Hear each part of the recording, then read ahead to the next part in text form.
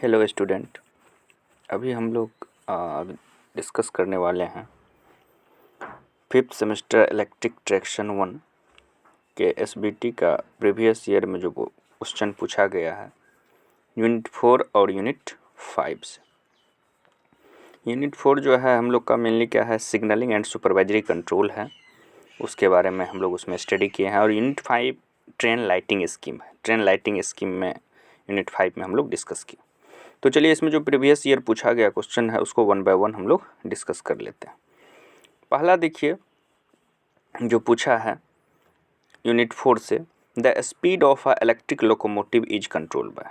तो यहाँ आपका इलेक्ट्रिक लोकोमोटिव का स्पीड के बारे में पूछ रहा है कि किस तरह से हम लोग कंट्रोल करते हैं। तो इलेक्ट्रिक लोकोमोटिव जो है वो किस टाइप का लोकोमोटिव है, mainly gear box operated locomotive. मतलब इसमें हम लोग का क्या है सर, मेनली गियर के थ्रू मोटर लगा हुआ, मोटर पे गियर लगा हुआ है और उसके थ्रू हम लोग का पूरा सिस्टम असेंबल किया हुआ। तो गियर बॉक्स ऑपरेटेड सिस्टम है और जैसे जैसे हम स्पीड को घटाएंगे बढ़ाएंगे, तो अगर हम उसका गियर के पोजीशन को चेंज करते हैं तो हम लोग डेफिनेटली उसके स्पीड को कंट्रोल कर पाएंगे। तो अगर इलेक्ट्रिक लोकोमोटिव पार्टिकुलर पूछ रहा है तो वहाँ ऑप्शन आप टिक करेंगे गियर बॉक्स। बट इसी में इस टाइप से भी पूछ सकता है कि the speed of locomotive is control by. तो उस केस में अगर नहीं लिखा हुआ है कि किस टाइप का लोकोमोटिव है, या तो स्टीम या फिर डीजल, तो वहाँ आप कोशिश कीजिएगा अगर स्टीम है तो स्टीम में हो जाएगा regulating steam flow to engine. यानी कि स्टीम का जो फ्लो होता है उस फ्लो को अगर हम रेगुलेट करें तो डेफिनेटली वहाँ से स्पीड हम लोग का चेंज हो जाएगा। तो ये चीज़ ध्यान रखिएगा। चलिए दूसरा क्वेश्चन है हम लोग का, which of the following is the voltage for single phase AC system. अगर सिंगल फेज एसी सिस्टम का वोल्टेज नॉर्मली देखिएगा तो सिंगल फेज एसी सिस्टम अगर है आपका तो नॉर्मल वोल्टेज होता है 220 वोल्ट से 230 वोल्ट होता है। बट इलेक्ट्रिक ट्रैक्शन में अगर देखिएगा सिंगल फेज एसी सप्लाई जो देते हैं तो वो 25 kV का होता है। तो यहाँ वो क्लियर नहीं लिखा है उस टाइप से, बट अगर 25 kV ऑप्शन में रहेगा तो डेफिनेटली 25 kV आप टिक करेंगे। यहाँ 25 kV नहीं है ऑप्शन में तो यहाँ हम लोग 220 वोल्ट टिक कर सकते हैं। क्योंकि यहाँ नॉर्मल पूछ रहा है कि which of the following is the voltage for single phase AC system. तो सिंगल फेज एसी सिस्टम का वोल्टेज 220 वोल्ट होता है, तो 220 वोल्ट यहाँ ऑप्शन में था, इसलिए हमने इसे टिक किया। तीसरा क्वेश्चन देखिए क्या है, automatic signalling is used for which of the following lowering trains. यानी कि किस टाइप के ट्रेन के लिए हम लोग ऑटोमेटिक सिग्नलिंग का यूज करते हैं। तो यहाँ है मेन एंड एक्सप्रेस ट्रेन्स, दूसरा है सुपरफास्ट ट्रेन, तीसरा है सब urban and urban electric trains, चौथा है ऑल ट्रेन्स। तो यहाँ ऑप्शन होगा सुपरफास्ट ट्रेन के लिए हम लोग ऑटोमेटिक सिग्नल का यूज करते हैं। चौथा क्वेश्चन है, when the free end of the single arm having a V-shaped notch it is called। यानी कि फ्री एंड एक तरफ रहेगा सिंगल आर्म का जिसका शेप किस टाइप का रहेगा, भी शेप रहेगा, तो वो किस टाइप का कहलाएगा, वार्नर सिग्नल कहलाएगा, सीमाफोर सिग्नल कहलाएगा, को एक्टिंग सिग्नल कहलाएगा, नन ऑफ दी। तो मेनली वार्नर सिग्नल जो होता है उसका एक आर्म जो होता है वो फ्री एंड रहता है और शेप जो होता है भी शेप का नॉच निकला हुआ रहता है। तो हम लोग इसको क्या बोल सकते हैं, वार्नर सिग्नल। ठीक है, नेक्स्ट अगर आप देखिएगा पांचवा क्वेश्चन आपका, पांचवा क्वेश्चन है क्या, पांचवा क्वेश्चन पूछ रहा है power supply arrangement for the overhead 25 kV traction on small scale is called. यानी कि पावर सप्लाई का हम लोग अरेंजमेंट करते हैं 25 kV ट्रैक्शन के लिए स्मॉल स्केल में, तो किस, AC track circuit, DC track circuit, mimic diagram ना। तो मेनली हम लोग मिमिक डायग्राम उसके लिए अरेंजमेंट देखते हैं, मिमिक डायग्राम के थ्रू हम लोग अरेंज करते हैं। मिमिक डायग्राम इंपॉर्टेंट है, मिमिक डायग्राम के थ्रू ऑप्शन क्या हो जाएगा, मिमिक डायग्राम सी। चलिए तो ये मोटा मोटी 5 क्वेश्चन जो था अभी तक एसबीटी के द्वारा आपके यूनिट 4 से पूछा गया। नेक्स्ट यूनिट है आपका यूनिट 5। तो यूनिट 5 जो है हम लोग का इसमें देखिए क्या क्या पूछा गया है।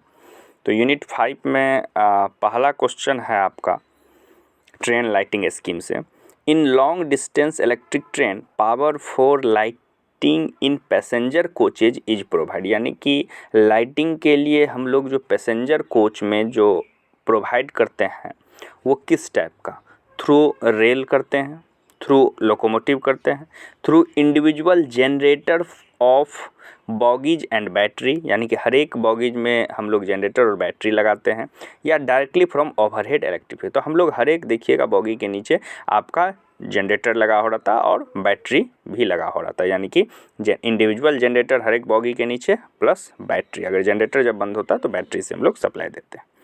ठीक है, तो ऑप्शन सी होगा। दूसरा देखिए, power requirement for a train lighting and air conditioning is meet by power, जो हम लोग देते हैं किसके लिए, ट्रेन लाइटिंग के लिए। वहाँ क्लियर लिख दिया था कि पैसेंजर कोचेज के लिए, ठीक है, वो भी लॉन्ग डिस्टेंस के लिए। यहाँ वो चीज़ नहीं लिखा, बस लिखा power requirement of a train lighting and air conditioning is meant by servo generator, chargeable batteries in each compartment, axle driven generator in conjunction with batteries, either B और सी। तो मेनली यहाँ आप बोल सकते हैं कि axle driven generator in conjunction with battery, यानी कि एक्सल के थ्रू, व्हील जो है व्हील के एक्सल के थ्रू हम लोग जनरेटर को ऐड किए रहते हैं और उसके साथ बैटरी कनेक्टेड किए रहते हैं।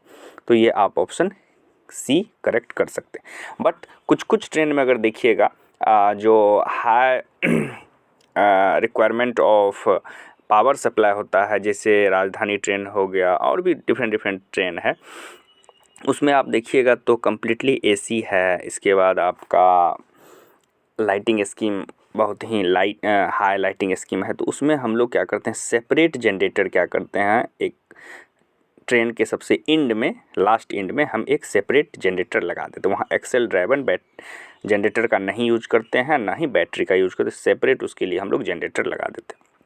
ये आप जितना भी लग्जरियस ट्रेन है सब में देख सकते हैं, राजधानी में देख सकते हैं, दुरंतो में देख सकते हैं, गरीब रथ में देख सकते हैं, तेजस एक्सप्रेस में, जो डिफरेंट जितना भी लग्जरियस ट्रेन है सब में हम लोग सेपरेट जनरेटर पावर रिक्वायरमेंट के लिए लगाते हैं, जो लाइटिंग को भी फुलफिल करता है और एसी कंडीशनिंग को भी फुलफिल करता है। तो उसके लिए हम लोग एक सेपरेट जनरेटर लगाते हैं। तो इसके बाद तीसरा क्वेश्चन है आपका, यहाँ क्या पूछ रहा है तीसरा, कि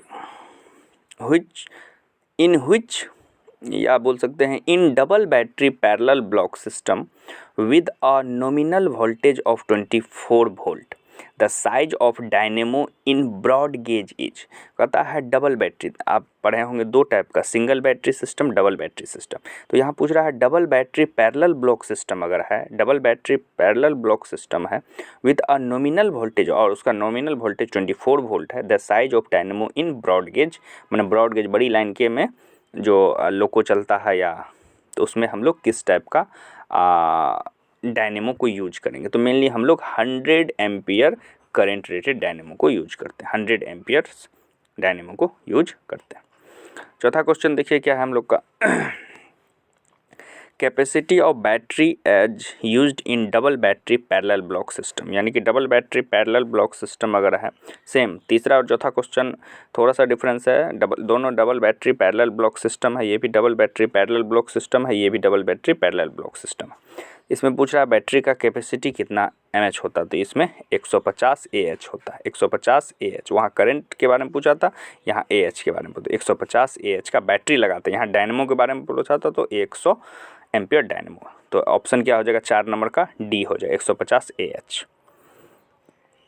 नेक्स्ट पांचवा क्वेश्चन है, इन डबल बैटरी पर, ये भी सेम वही double battery parallel block system से रिलेटेड क्वेश्चन है, the dynamo supply amount of current to the extent of कितना, तो 28 volt, supply amount of current to the extent of 28 volt, voltage के respect में दिया था 28 वोल्ट, ठीक है।